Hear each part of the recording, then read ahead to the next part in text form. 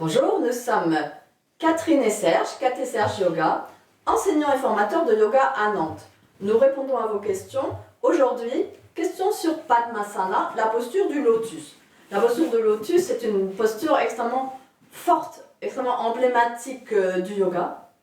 Beaucoup de personnes se font mal dans cette posture, à la fracture du ménisque, c'est quand même assez courant, sans faire forcément tout de suite le lien, parce que ça ne casse pas tout de suite, c'est à force où il va y avoir une tension anormale sur le ménisque qui peut aller jusqu'à un effritement du ménisque.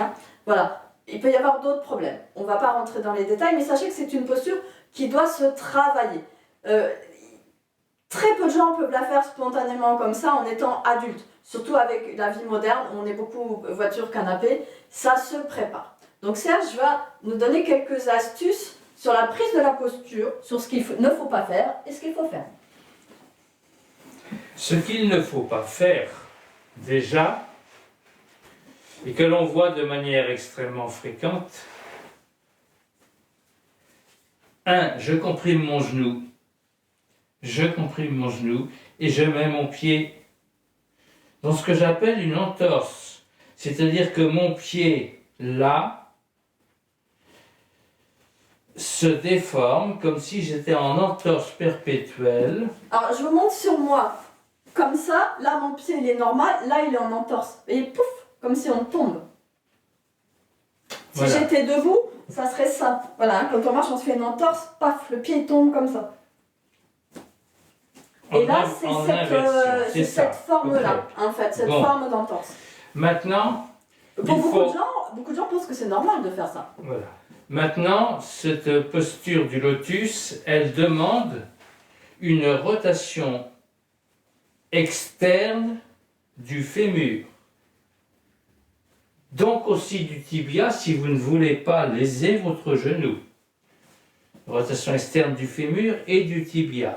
Ça veut dire que quand vous prenez votre posture, vous ne tirez pas comme ça, parce que là vous allez dans une rotation interne du tibia. Et on voit que ça comprime le genou. Et je vais comprimer mon genou ici et surétirer les ligaments externes et empêcher la rotation externe de mon fémur.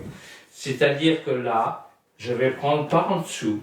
Parce qu'on voit souvent ça en fait. On voit souvent ça. Ça, je comprime mon genou, là, on comprime paf, le genou. Je fais ça.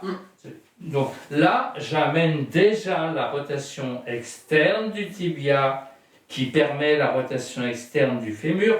Mon genou n'est pas complètement fléchi. Je ne cherche pas à fléchir mon genou. Je cherche à le ramener dans l'axe. Davantage d'adduction pour éviter l'entorse. Là, on voit le pied très bien aligné en fait. Le pied de Serge, il reste vraiment, là je vous montre sur moi, dans cet alignement-là. Ok, donc c'est mon tibia qui est sur le haut de la cuisse. Tout le monde ne peut pas aller jusque-là. Tout le monde ne peut pas aller jusque-là. Je vous montrerai un exercice que j'ai beaucoup pratiqué. Là, ça veut dire qu'il ne faut pas faire. Si on n'est pas en capacité de faire ça, il faut faire des exercices préparatoires. Deuxième jambe. Ça veut dire qu'il va falloir pendant un moment que je m'entraîne comme ceci, puis comme ceci, puis par en dessous,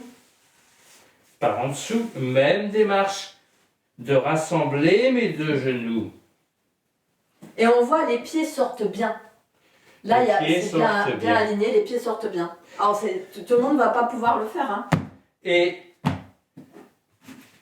idéal, poser mes deux genoux au sol et glisser une cale sous mes fesses pour conserver l'antéversion du bassin. Voilà. Ce qui est intéressant avec cette posture, c'est que si je veux faire le Lasana, je ne le ferai pas avec mes abdominaux, mais avec mes pieds qui viennent buter, et c'est complètement tranquille, le Lasana dans cette posture. Tu peux nous montrer de profil? T'as ta montre qui se sauve. J'ai ma montre qui se sauve. Le Lasana de profil, là, je suis tranquillement posé avec mes pieds, alors que le Lasana pratiqué comme ça demande un travail de serrage du ventre et d'abdominaux. Je vous parle avec ma gorge et pas avec mon périnée. c'est tout à fait autre chose. Voilà, alors on pourrait croire que c'est bien quand on dit un travail d'abdominaux.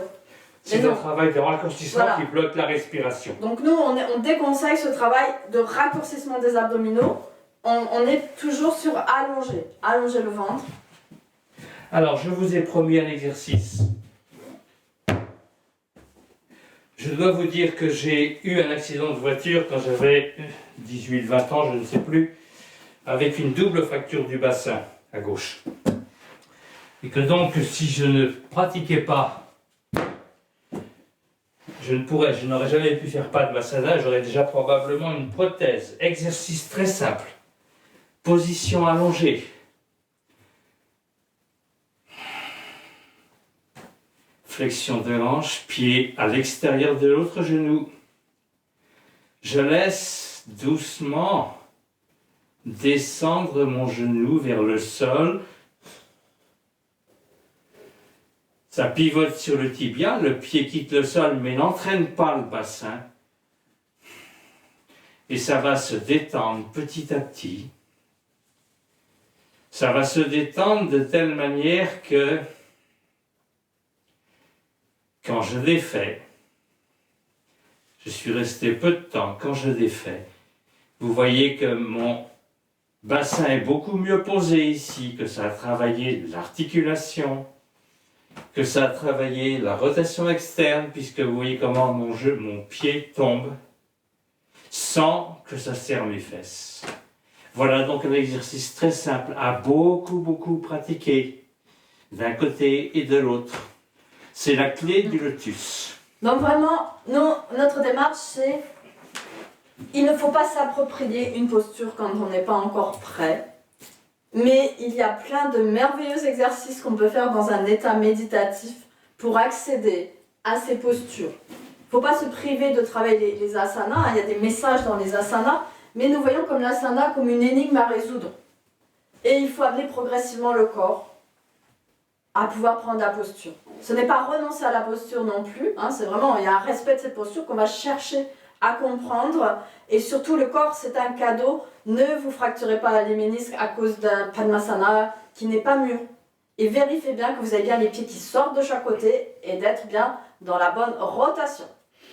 Merci, abonnez-vous, likez, partagez pour ne rien manquer de nos nouvelles vidéos. Bye bye.